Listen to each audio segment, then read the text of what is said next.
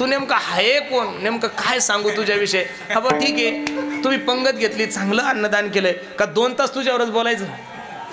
माणसाने माणसाचं वर्णन करणं म्हणजे गाढ वंशेत खाल्लं पाप ना पुण्य, काहीच फायदा नाही महाराज. म्हणून संप्रदायामध्ये आमंत्रण असताना इथं आलं पाहिजे. तुका म्हणे जवळीनं पाचारिता जावे. का इथं येण्याचा फायदा महाराज सांगतात. कीर्तन चांग हो यांग हरिरूप. काही ठिकाणी आमंत्रण नसलं तरी जा, धर्माचं ठिकाण. काही ठिकाणी आमंत्रण असलं तरीही जायचं नाही.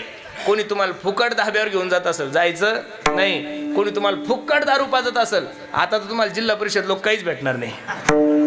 बस आमदारकीला खाल्ली तुम्ही, फुकटचे खाल्लंय, फुकटचं पेलं. आता डायरेक्ट लागलं जिल्हा परिषद तर मे जून मध्ये बेवड्याची दिवाळी आहे. नाही तर मग तुम्हाला परत 29 पर्यंत काही नाही, लटकते रे ना रे, वेळच नाही मला. बरोबर आहे का नाही. म्हणून कोणी तुम्हाला फुकट धाब्यावर नेत असेल जायचं नाही. फुकट कोणी चुकीच्या कामाला नेत असेल जायचं नाही.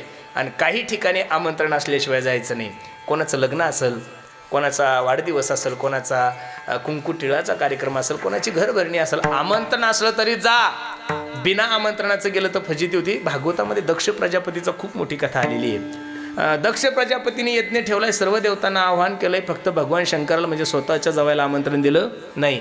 कैलासामधून विमानं जात असताना सती आईसाहेब आपल्या मालकाला सांगू लागल्या, मालक हो मालक, ऐकलं का, माझ्या बापाने खूप मोठा यज्ञ ठेवलाय गो, चला ना भेटायला. भगवान शंकर म्हणतात, अगं मी लाडका जावाई तुझ्या बापाचा, साधी पत्रिका